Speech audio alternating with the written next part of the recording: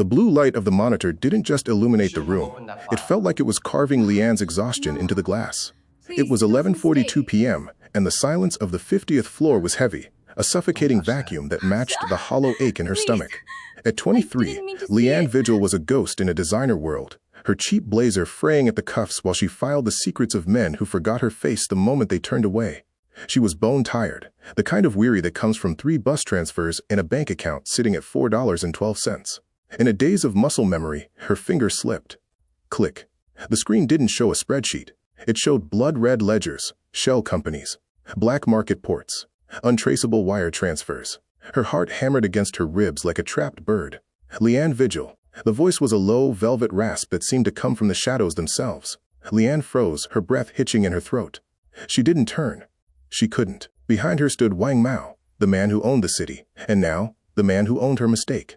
Before we begin, tell me in the comments where you're watching from. I'm responding to everyone. Click subscribe. Like this video. Your support helps us bring more thrilling stories, and trust me, you won't want me to miss them. Let's begin. The fluorescent lights had been humming the same sick note for 6 hours straight, and Leanne had long stopped noticing. Her fingers moved across the keyboard with the mechanical precision of someone who'd learned that thinking made time slower, made the ache in her lower back more pronounced, made the reality of her situation unbearable. 3 months. That's how long she'd been at Chen & Associates, and she still didn't have a permanent desk. They moved her around like furniture, sometimes to the bullpen with the other junior staff, sometimes to the abandoned conference room on 49, and tonight to this glass-walled office on 50 that belonged to someone important enough that his name was etched on a platinum placard she'd been too afraid to read closely. The city sprawled below her, a glittering constellation of wealth she'd never touch. Somewhere down there was her studio apartment in Riverside, if you could call a converted storage closet with a hot plate an apartment. Somewhere down there was the bodega, where Miguel let her buy day-old sandwiches on credit. Somewhere down there was the real Leanne Vigil, the girl who'd graduated summa cum laude with a finance degree and $43,000 in student debt, who'd imagined herself in corner offices, not cleaning them out at midnight. Her phone buzzed. A text from her mother. Did you eat? Call me. Leanne's throat tightened. She hadn't called in 3 days because she couldn't bear to lie anymore, couldn't keep painting this internship as a stepping stone when it felt more like a trapdoor. Her mother had cried when Leanne got the offer, actual tears of pride, because Mama still believed in the American dream with the same fervor she'd believed in it when she'd crossed the border with 7-year-old Leanne strapped to her back. The cursor blinked on the screen. File transfer complete. She was supposed to move the Q3 reports to the archive folder. Simple. Mindless. The kind of task they gave to the invisible girl because she was cheap labor with a fancy degree they could exploit. Her eyes burned. She rubbed them, smearing the cheap mascara she'd applied that morning. Was it really still the same day? It felt like she'd lived 3 lifetimes since dawn. The early shift at the coffee shop, the afternoon lectures she'd had to skip because Mr. Chen needed someone to cover reception, the evening sprint to make it here by 8, still smelling like espresso and desperation. The other interns had parents who knew people. They had safety nets woven from country club memberships and family friends who called in favors. They could afford to turn down unpaid overtime.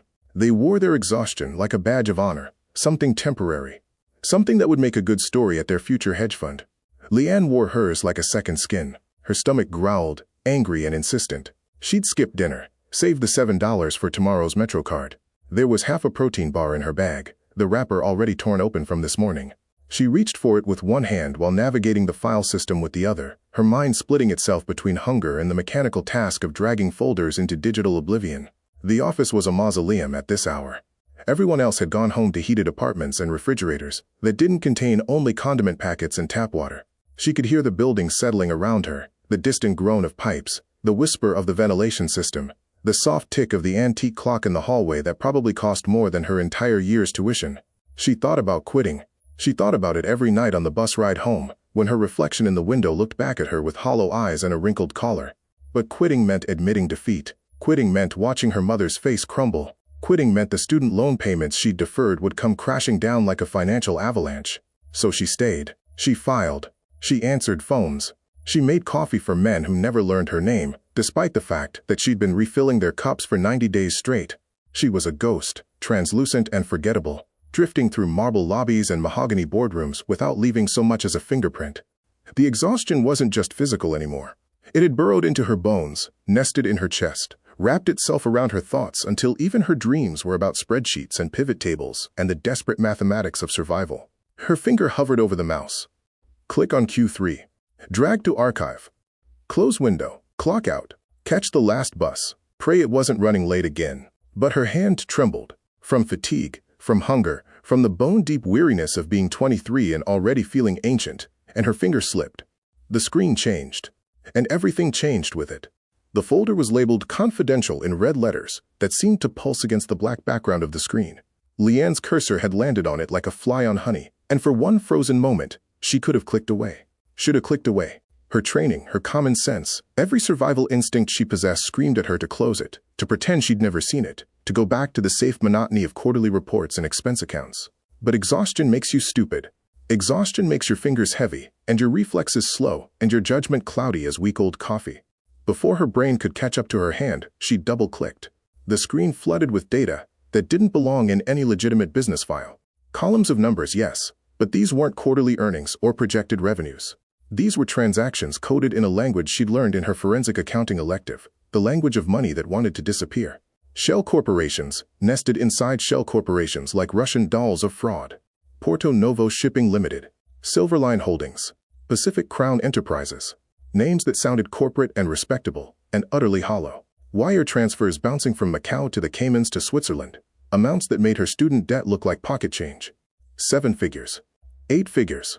Numbers so large they stopped having meaning, stopped being money, and became something else entirely. Power, maybe, or blood turned liquid. Her eyes caught on a tab labeled Cargo Manifest, and she clicked it before she could stop herself. That same terrible momentum that had opened the folder in the first place. The list that appeared made her stomach turn to ice. Port of entry Vancouver. Contents: pharmaceuticals, unlisted. Origin: Guangzhou. Port of entry Long Beach. Contents: electronics, no customs inspection. Origin: Shenzhen. The dates were recent. Last month, last week, yesterday. And there, at the bottom of each entry, a single notation that made the room tilt. Approved. WM. Leanne's hands were shaking now, trembling so badly the mouse cursor danced across the screen like a trapped insect.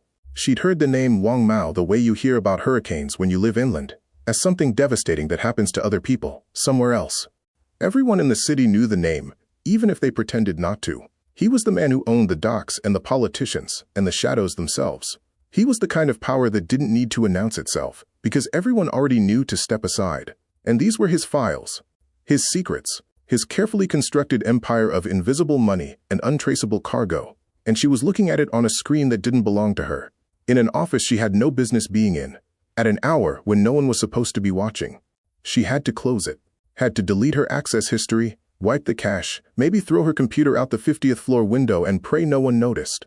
Her finger moved toward the escape key like it was swimming through concrete. Leanne, vigil. The voice came from behind her, low and smooth as aged whiskey, with an accent that softened the edges of English into something almost musical. It wasn't loud. It didn't need to be. It had the quality of a knife pressed against skin, dangerous in its gentleness. Every muscle in her body locked. Her breath stopped somewhere between her lungs and her throat.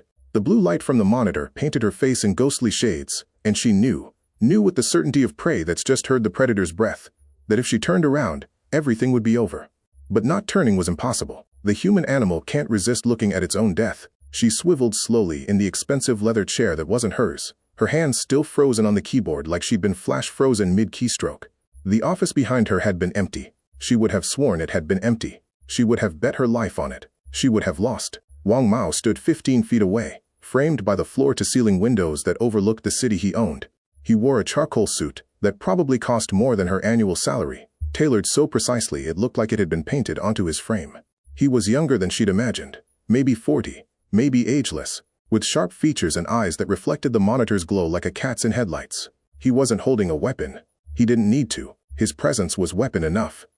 Leanne's voice came out as a whisper, a dry rasp that died in her throat. She tried again. I'm sorry. I didn't mean to. This was an accident. I was just... He held up one hand, a small gesture that cut through her, babbling like scissors through silk. His expression hadn't changed. He looked almost curious, the way a scientist might look at an unexpected result in an experiment. You're the intern, he said. It wasn't a question. The one who arrives early and leaves late. The one who drinks black coffee because you can't afford the fancy drinks the others order. The one whose mother calls every night and you never answer. The fear in Leanne's chest crystallized into something sharper, colder. He knew her name. He knew her habits, He'd been watching her, studying her, this ghost he should never have noticed. How do you... I know everything that happens in this building, Miss Vigil. He took a step forward, his shoes silent on the imported carpet. Every keystroke, every login, every file opened. Another step, especially the files that were never meant to be opened at all. The city lights glittered behind him like the stars of a universe she'd never reach. Leanne's hands gripped the armrests of the chair, her knuckles white, her entire body coiled like a spring that had nowhere to release. Please, she whispered. I won't tell anyone. I'll forget everything I saw. I know you will, Wang Mao said softly, and smiled. It was not a comforting smile. The silence stretched between them like a wire-pulled taut, humming with the potential for violence. Leanne's pulse hammered in her ears, so loud she was certain he could hear it. A rabid heartbeat broadcasting her terror to the predator circling closer. Wang Mao moved with the unhurried grace of someone who'd never had to rush, never had to chase, because everything he wanted eventually came to him. He crossed to the window, turned his back to her, an insult, or a test, she couldn't tell which, and gazed out at the city sprawled below like a kingdom awaiting orders. Tell me what you saw, he said. Leanne's mouth opened, but no sound came out. Her brain was screaming contradictory instructions. Lie, tell the truth, run, stay absolutely still, apologize, say nothing. She settled on a strangled whisper. Nothing. I saw nothing. Interesting. He didn't turn around. You saw nothing, yet your pupils are dilated. Your breathing is shallow. You're gripping that chair like it's the only thing keeping you from drowning. He tilted his head slightly, his reflection ghost-like in the glass. The body doesn't lie, Miss Vigil. It's more honest than any words. She forced her hands to release the armrests, but they trembled in her lap, like wounded birds. I didn't mean to open it. I was tired. My hand slipped. I'll delete everything. You'll do nothing. The words were soft but absolute. He turned then, and the city lights haloed his silhouette, making him look like something carved from shadow and authority. Because nothing is what you'll remember seeing. Isn't that right? It should have been a relief. He was offering her an out, a story they could both pretend to believe. But something in his tone made the hair on her neck stand up, made her realize this wasn't mercy. It was something else entirely. Yes, she said quickly. Yes, I didn't see anything. He moved closer, not threatening exactly, but inevitable, like a tide you couldn't outrun. When he reached the desk, he did something unexpected. He sat on its edge, casual as a colleague stopping by for small talk. Up close, she could see the details her fear had blurred, the silver threading his temples, the thin scar along his jawline, the way his eyes held a kind of terrible patience. You take 3 buses to get here, he said conversationally. The 47, transfer to the Red Line, then the 82, 90 minutes each way. You could take the express, cut it to 45 minutes, but that costs an extra $1.20 each direction. He paused, watching her face. $2.40. That's what your time is worth to you. Leanne's throat constricted. How do you... You buy coffee from the bodega on Riverside, not the Starbucks next door, because Miguel gives you yesterday's bread for free. You ration your insulin pump supplies. His gaze dropped to her wrist, where the small device was barely visible under her frayed sleeve. Type 1 diabetes. Diagnosed at 14. Your insurance through this internship covers 60%. The other 40% is why you haven't bought new shoes in 8 months. The words hit her like physical blows. He dissected her entire life, laid out her poverty and desperation like specimens pinned to a board. Shame flooded through her, hot and acidic, worse than the fear. Why? The word came out broken. Why do you know these things about me? Because I know everything about everyone in this building, Wang Mao said. The senior partners, the junior associates, the cleaning crew. But you? He leaned forward slightly. You? I've been watching for weeks. The fear crystallized into something sharper. Why? Because you're invisible. He said it like a compliment. You move through this office like you don't exist. People don't see you, don't remember you. You're the intern who works until midnight, and no one notices. The girl who could vanish tomorrow, and the only person who'd ask questions is your mother. He tilted his head. That kind of invisibility is rare, valuable. Leanne's mind raced, trying to find the trap in his words. I don't understand. Don't you? His smile was thin, knowing. You opened that file, Miss Vigil. You saw shipment manifests, wire transfers, cargo routes. You saw things that have gotten people killed for less. And yet here you sit, alive and breathing. He stood, towering over her. Ask yourself why. She couldn't stop herself. Why? Because dead bodies create problems. They attract attention. They require cleanup, explanations, investigations. He straightened his cufflinks with meticulous care. But a frightened intern who keeps her mouth shut. A girl so desperate to keep this job that she'll swallow her own tongue rather than risk losing it? He met her eyes. That's an asset, not a liability. The words settled over her like a shroud. He wasn't going to kill her. He was going to own her. I don't, her voice cracked. I just want to do my job. File papers. Answer phones. I don't want any part of. Too late. The words were gentle, almost kind, which somehow made them more terrible. The moment you opened that file, you became part of something. The only question now is whether you're a problem to be solved or a tool to be used. Leanne's hands curled into fists in her lap. And if I quit, if I just walk away? Wang Mao laughed, a low sound that held no humor. Walk away? Back to your studio apartment with the broken radiator? Back to choosing between insulin and dinner? Back to your mother's disappointed calls, asking when you'll finally catch a break? He moved toward the door, paused. No, Miss Vigil, you won't walk away. Because I'm going to make you an offer. She didn't want to ask. Asking meant engaging, meant stepping deeper into whatever web he was weaving. But her voice betrayed her anyway. What offer? He turned, backlit by the fluorescent hallway light, his face cast in shadow. Come to my office tomorrow night. Midnight. And we'll discuss what an invisible girl is truly worth. Then he was gone, leaving her alone with the glowing screen and the terrible knowledge that she'd just been chosen for something far worse than death. She'd been chosen to survive. The email arrived at 6:47 a.m., 7 minutes after Leanne had finally fallen into a fitful sleep on her futon. Her phone buzzed with the subject line, personnel change, effective immediately. She read it 3 times, certain her exhausted brain was misinterpreting the words. But they remained stubbornly unchanged. Leanne Vigil, formerly intern, unpaid, was now executive assistant to the chief investment officer. Salary, $85,000 annually. Benefits, full. Start date, today. Her hands shook as she held the phone. The chief investment officer. Wang Mao's official title. The respectable mask he wore over the face of a criminal empire. This wasn't an offer. It was a leash disguised as a promotion. A golden collar that would keep her close enough to watch, close enough to use, close enough to destroy if she ever became a problem. She made it to the office by 8, her cheap blazer replaced by a theory she'd bought at a consignment shop during her lunch break, spending money she didn't have because looking the part suddenly felt like survival. The elevator ride to 50 felt like ascending to her own execution. The 49th floor buzzed with the news before she even cleared security. Madison Hartley, a second-year associate whose father golfed with senators, stood by the coffee station with 3 other junior staff, their voices pitched low but their stares direct. That's her, Madison said, not bothering to whisper. The intern. 3 months ago she was filing expense reports. I heard she was here until 2 a.m. last night, another voice chimed in. Alone with him. The implication hung in the air like smoke. Leanne kept her eyes forward, her heels clicking against marble that suddenly felt like a runway. Every step judged by hostile eyes. She'd been invisible for 3 months. Now she was spotlit, examined, dissected by people who'd never learned her name but had already decided who she must be. The executive suite on 50 was a different world. Floor-to-ceiling windows, furniture that cost more than cars, silence so profound it felt artificially maintained. Wang Mao's office sat at the far end, behind glass walls that could frost to opacity with the press of a button.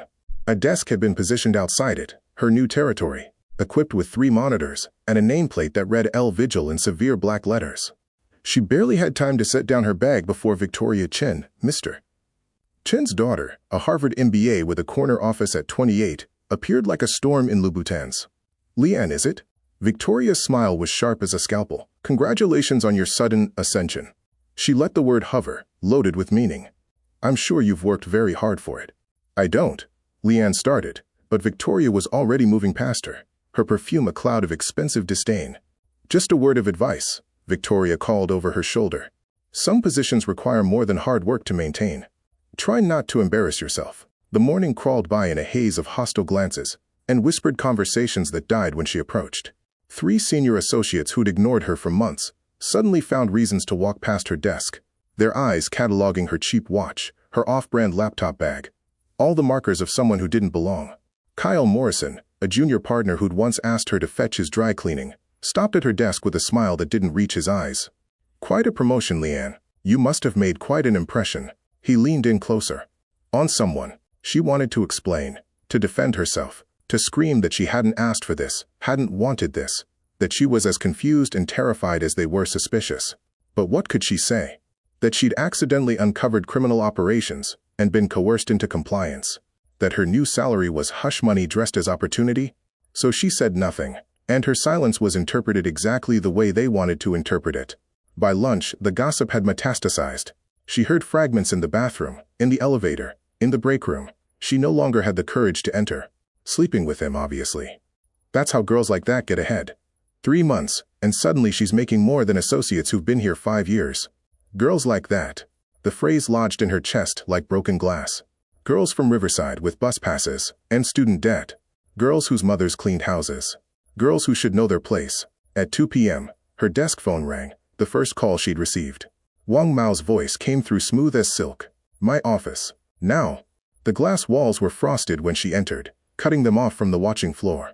He sat behind a desk that could have doubled as a boat, his hands steepled, his expression unreadable. "You've had an interesting first day," he said. Leanne stood rigid, her nails digging into her palms. They all believe that you slept your way to this position?" He said it clinically, without judgment. "Yes, that was inevitable. You could tell them the truth." "What truth?" He tilted his head. "That you stumbled upon confidential files and I decided you were more useful than dead?" That would be a fascinating HR conversation. She felt tears prickling behind her eyes and hated herself for it. "I didn't want this." "But you took it." He stood, moved to the window. "You saw the salary and you said yes. Because you're drowning in debt and medical bills and the mathematics of survival. Don't pretend this is martyrdom, Miss Vigil. You wanted to be saved. I'm just not the savior you imagined." The words were cruel because they were true. She had said yes, had seen that number, $85,000, and felt a desperate, shameful relief flood through her. "They hate me," she whispered. "Good." Wang Mao turned to face her. "Hate is attention. Attention is reputation. And reputation is something you never had before." He returned to his desk, picked up a file. "Let them think what they want. Let them envy and despise you. Because while they're busy judging how you got here, they'll never question what you're doing here." He held out the file. She took it with trembling hands. "Welcome to your real job, Miss Vigil. The one that starts when everyone else goes home." The file was labeled Priority Transfer, Confidential. Inside were shipping manifests, wire transfer codes, and names of people she recognized from the news. Politicians, judges, police captains. She looked up at Wang Mao, her new boss, her jailer, her owner. He smiled. The call came at 4:37 a.m. on a Tuesday, 3 weeks into her new role. Leanne woke to her phone vibrating against the particle board nightstand, the screen too bright in the darkness of her studio. Unknown number. She almost didn't answer. "Miss Vigil." Wang Mao's voice was ice-wrapped in velvet. "Get dressed. A car is waiting downstairs." The line went dead before she could respond.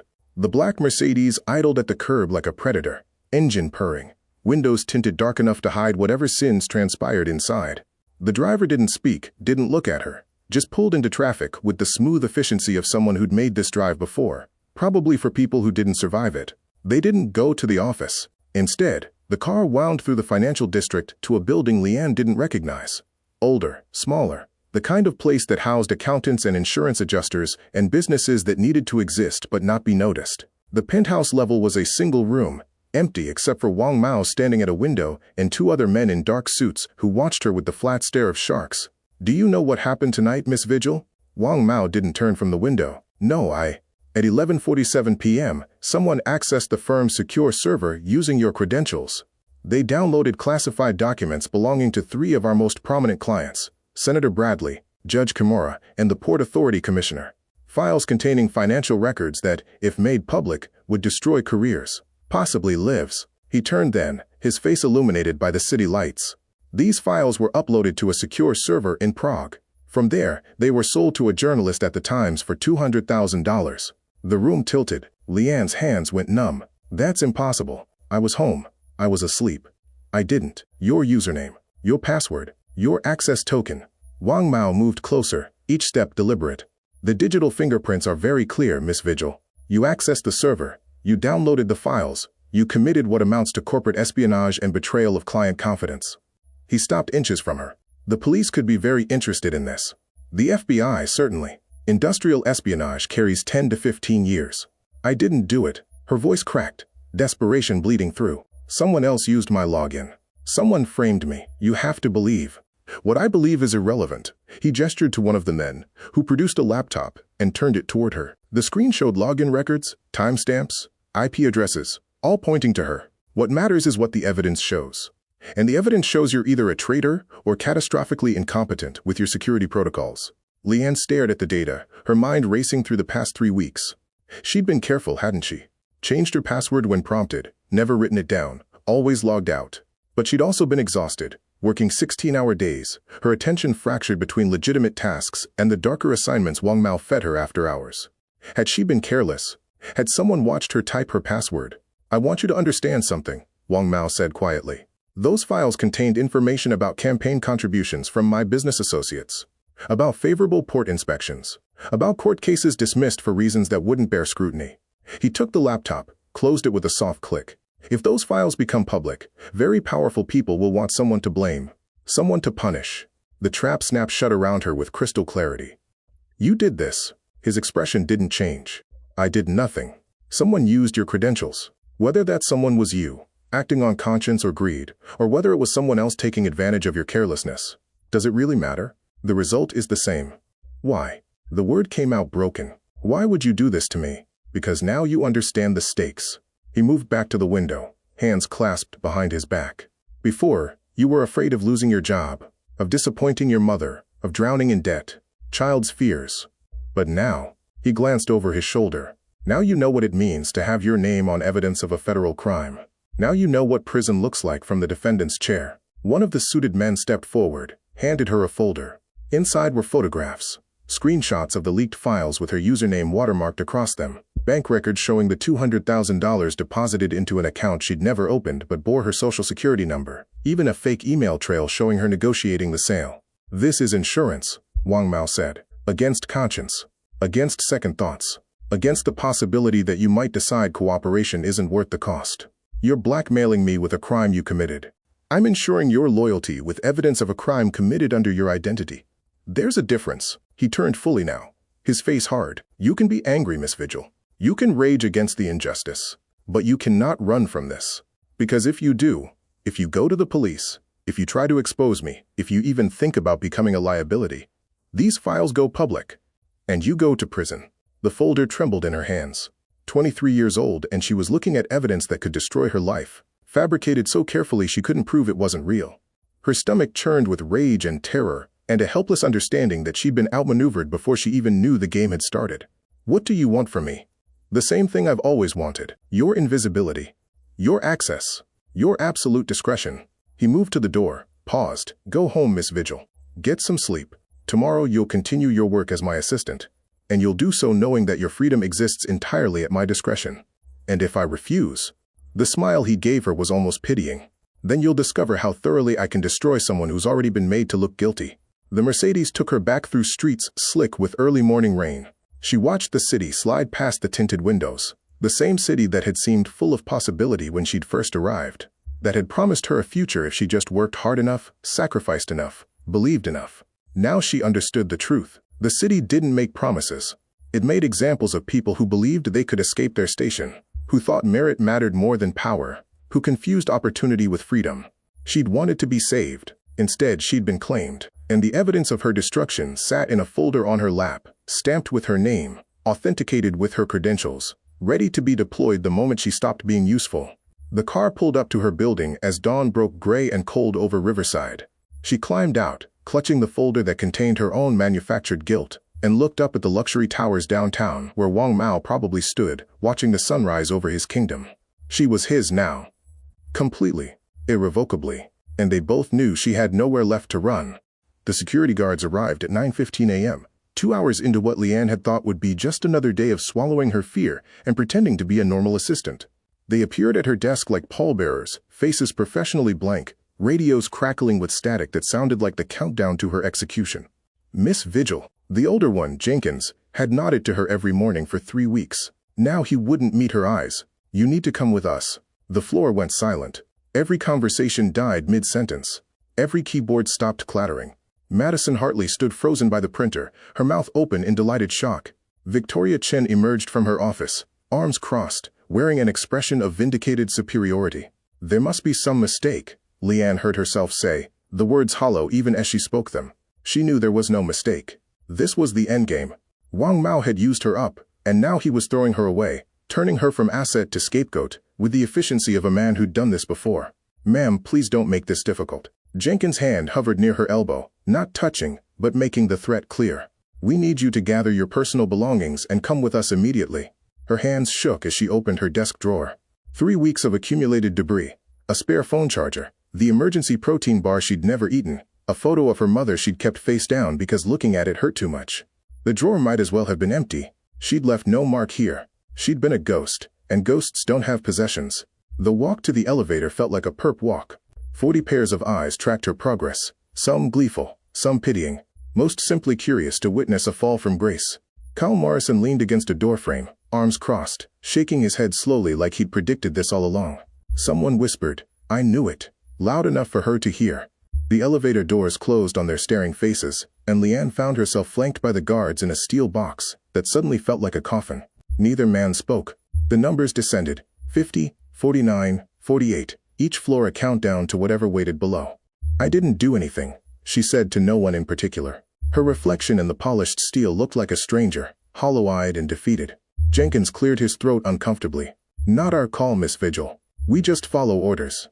"Orders from whom? Wang Mao? Human Resources? The FBI agents who were probably waiting in the lobby with handcuffs and Miranda rights?" Her mind spun through scenarios, each worse than the last. The fabricated evidence would be on every screen by now. The leaked files with her digital signature, the offshore account in her name, the email trail showing her as a traitor. The elevator stopped at the lobby. The doors opened onto a nightmare. 2 uniformed police officers stood by the reception desk. Behind them, a woman in a dark suit with a federal badge clipped to her belt. She looked up as Leanne emerged, her expression unreadable, and Leanne's legs almost gave out.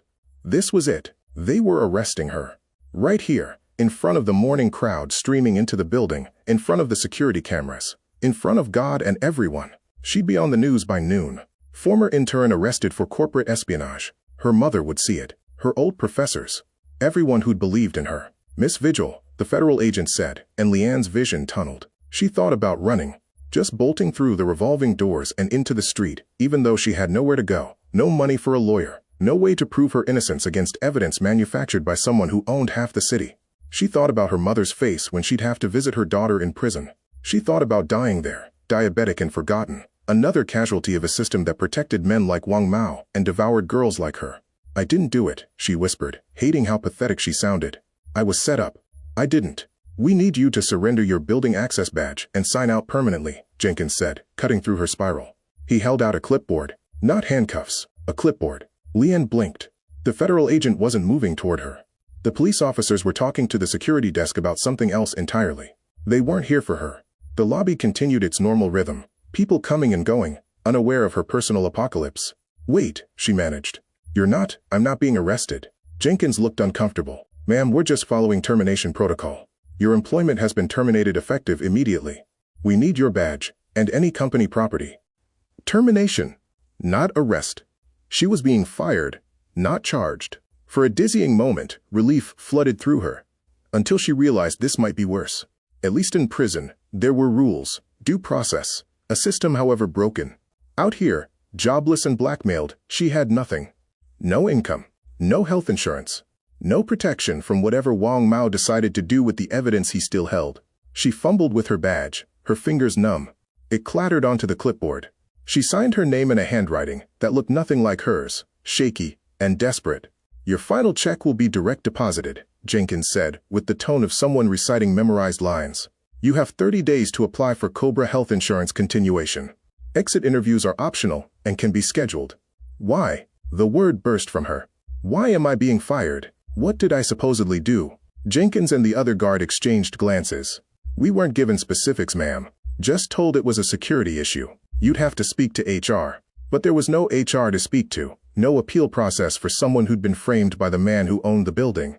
She was being ejected like a used tissue, discarded with bureaucratic efficiency, while the real criminal sat 50 floors above, probably watching her humiliation on security cameras.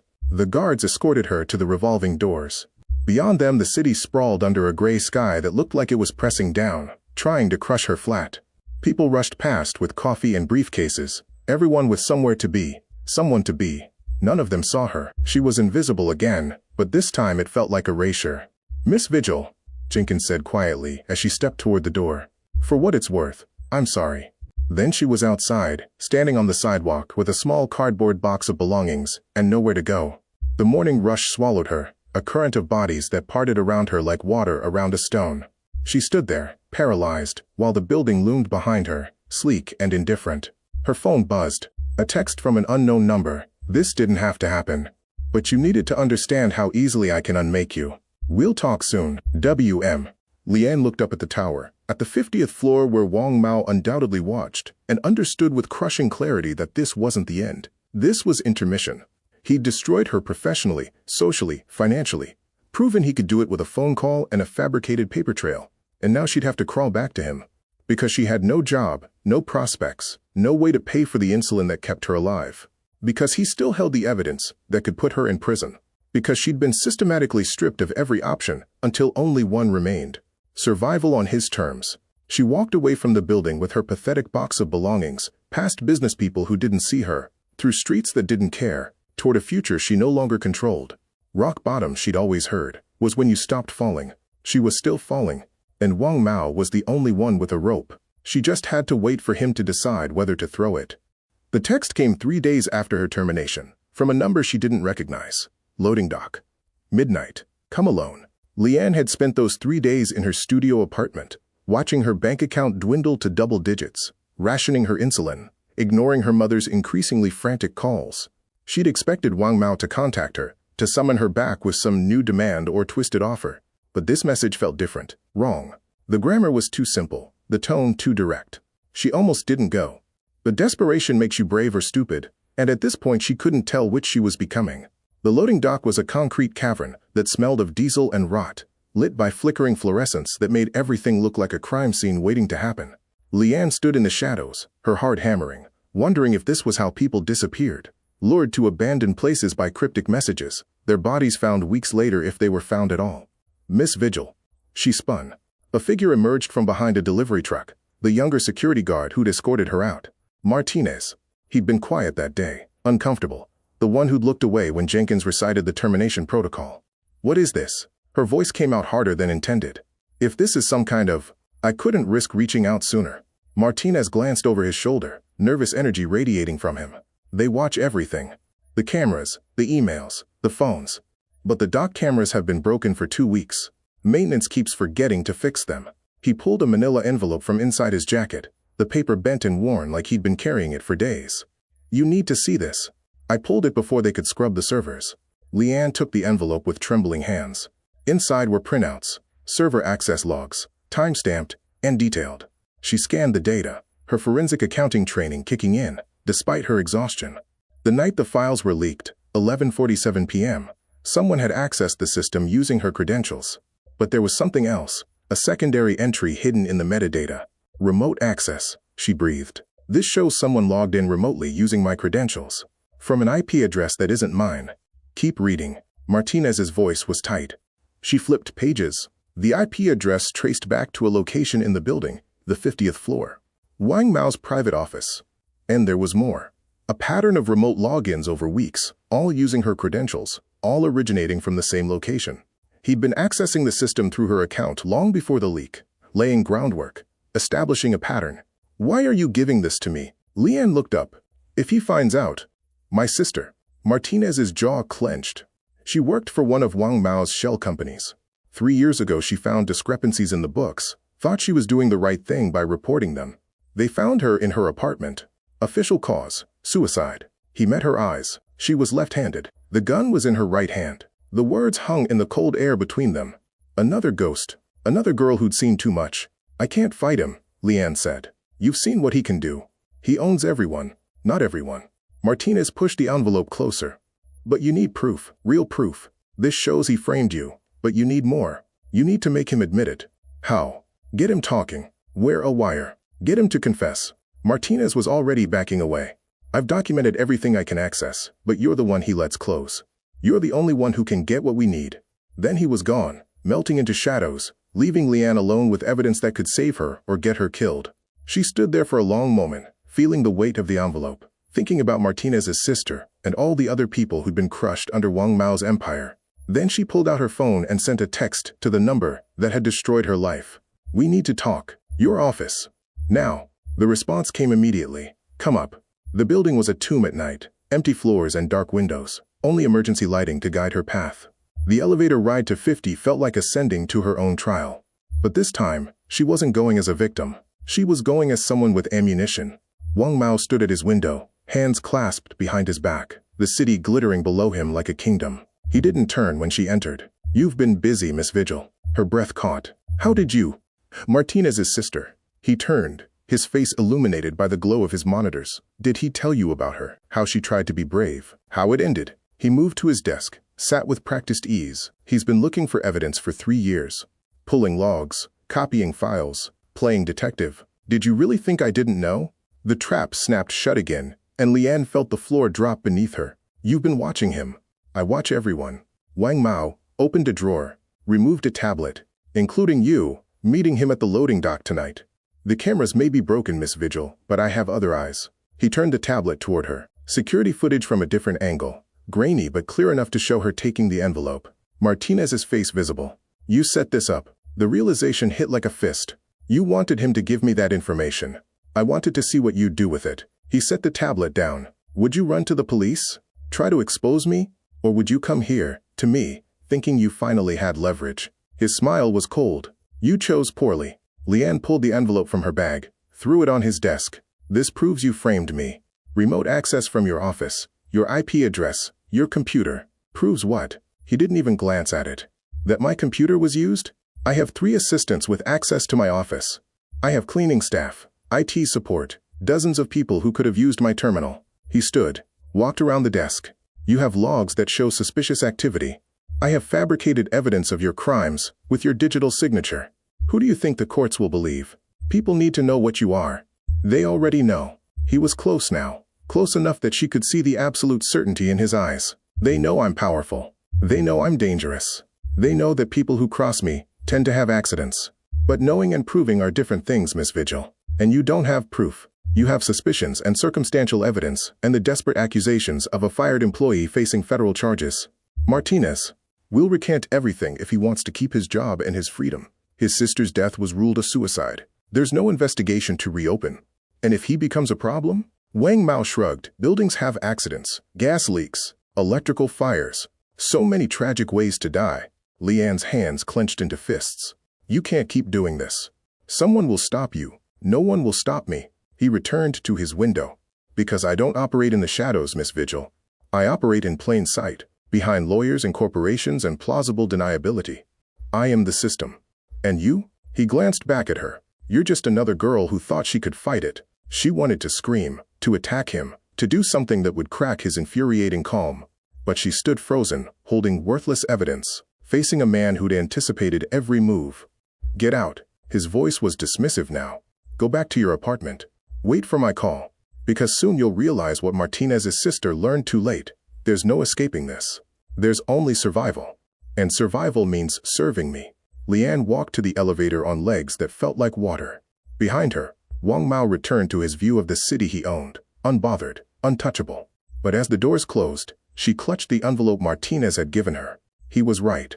It wasn't enough. Not yet, but it was a start. And somewhere in this city was a man who'd lost his sister and was willing to risk everything for justice. She wasn't alone anymore. That had to count for something. The emergency board meeting was called for 9 a.m. on a Friday, the kind of gathering that happened when empires were about to crumble. Liane stood outside the mahogany doors of the conference room on 52, her heart a war drum against her ribs, the flash drive in her pocket feeling like it weighed 1,000 pounds. Martinez stood beside her, pale but resolute, his guard uniform pressed crisp as armor. Behind them, 2 FBI agents in dark suits, Agent Chen and Agent Rodriguez, the ones who'd actually listened when Liane had shown up at their field office 3 days ago, with evidence and desperation in equal measure. "You're sure about this?" Martinez asked quietly. "Once we go in there, there's no taking it back." Liane thought about the past 6 weeks, the exhaustion, the terror, the systematic destruction of her life by a man who thought himself untouchable. She thought about Martinez's sister, dead in an apartment with a gun in the wrong hand. She thought about all the other ghosts Wang Mao had made. "I'm sure." The doors opened. The conference room was a cathedral of wealth, floor-to-ceiling windows, a table that could seat 30. Art on the walls worth more than most people earned in a lifetime. The board sat arranged like judges, 12 senior partners, their faces ranging from curious to hostile. And at the head of the table, calm as a snake in sun, sat Wang Mao. His eyes found hers immediately. Something flickered there, surprise, maybe, or calculation, but his expression remained smooth. "Miss Vigil, I wasn't aware you'd been invited to this meeting." She wasn't. Victoria Chen stood, her face flushed with anger. "Security, remove these people." "Actually, Miss Chen, they're here at our request." Agent Rodriguez stepped forward, badge raised. "FBI, we have some questions regarding financial irregularities at this firm." The room erupted. Voices overlapping, chairs scraping, the controlled chaos of powerful people suddenly realizing they might be implicated in something criminal. Wang Mao remained perfectly still, his hands folded on the table, watching Lian with the intensity of a predator calculating angles of attack. "This is outrageous," Victoria sputtered. "On what grounds?" "On the grounds that your chief investment officer has been running a multi-million-dollar money laundering operation through this firm for the past 5 years. Agent Chen's voice cut through the noise like a blade. "Using shell corporations, falsified shipping manifests, and corrupt port officials to move illegal cargo and wash the proceeds through legitimate business accounts." Dead silence.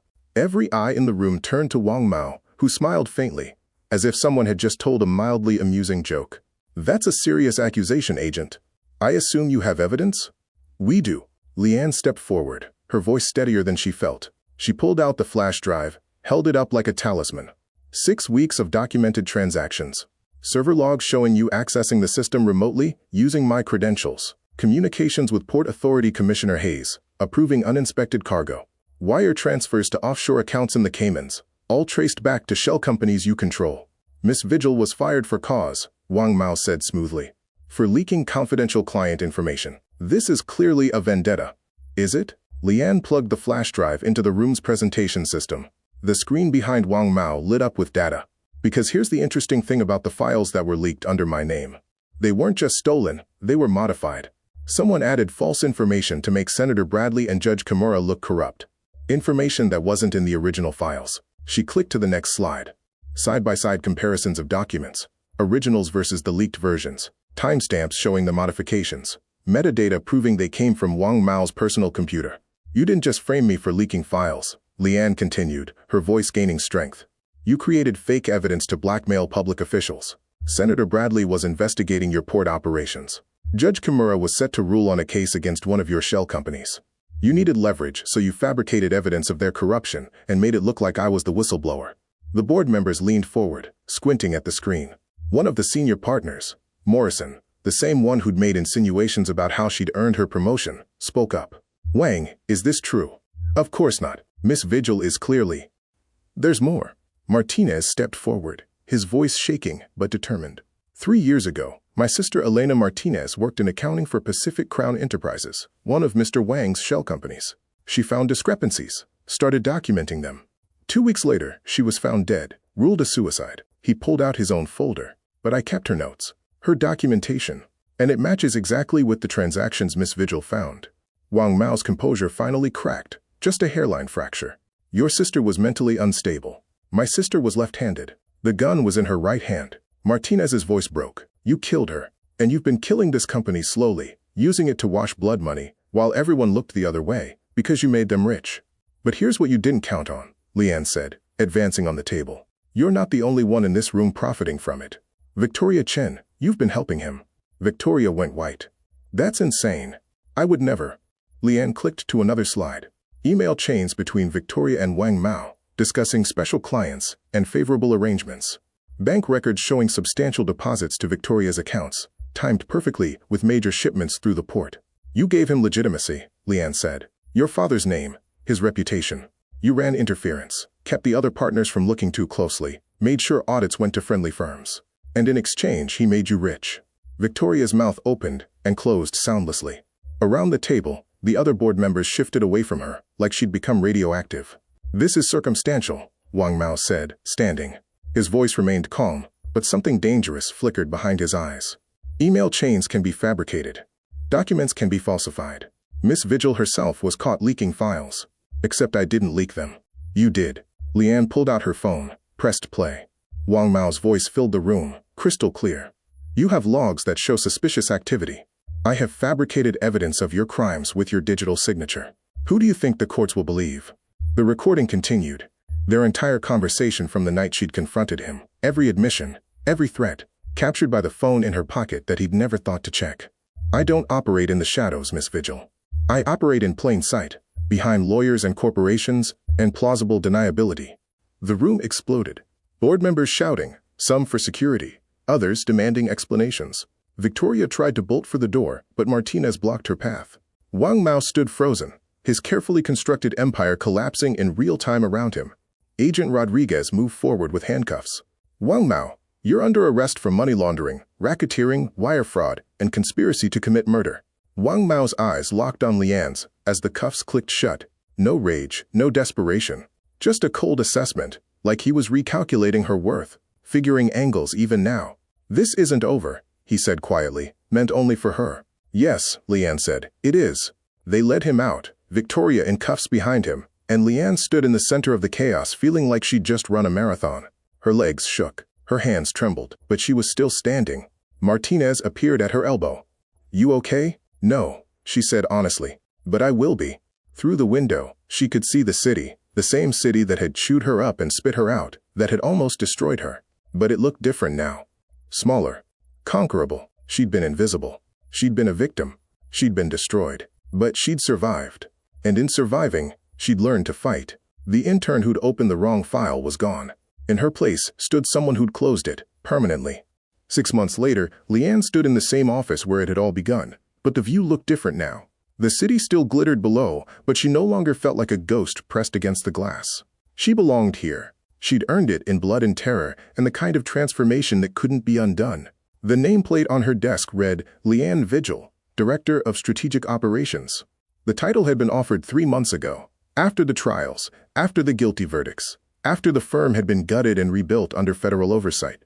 They'd needed someone who understood the rot from the inside, someone who couldn't be bought or intimidated because she'd already survived the worst they could do. She'd hesitated before accepting. The salary was substantial, $175,000, more money than she'd ever imagined earning. But more than that, it was vindication. The intern who'd been invisible now sat in strategy meetings with CEOs. The girl who'd been escorted out in shame now had junior staff who jumped when she spoke. Her mother had cried when Lian called with the news. Real tears this time, not the worried kind. Pride. Relief. The American dream delivered, just not the way either of them had imagined. A knock on her door pulled her from her thoughts. Martinez stood in the doorway, no longer in a security uniform, but in a dark suit that made him look like a different person. He'd been promoted too, head of security and compliance, tasked with making sure nothing like Wang Mao could happen again. You have a visitor, he said, his expression unreadable. At the detention center. He asked for you specifically. Lian's stomach tightened. She knew without asking who it was. The federal detention center was 40 minutes outside the city, a concrete fortress that swallowed sunlight and hope in equal measure. Lian signed in, surrendered her phone and bag, passed through metal detectors that beeped and hummed like mechanical sentries. The visiting room was sterile and cold, divided by reinforced glass, phones mounted on both sides for communication. Wang Mao sat on the other side wearing an orange jumpsuit that should have diminished him, but somehow didn't. He looked thinner, older, but his eyes held the same calculating intelligence they'd always had.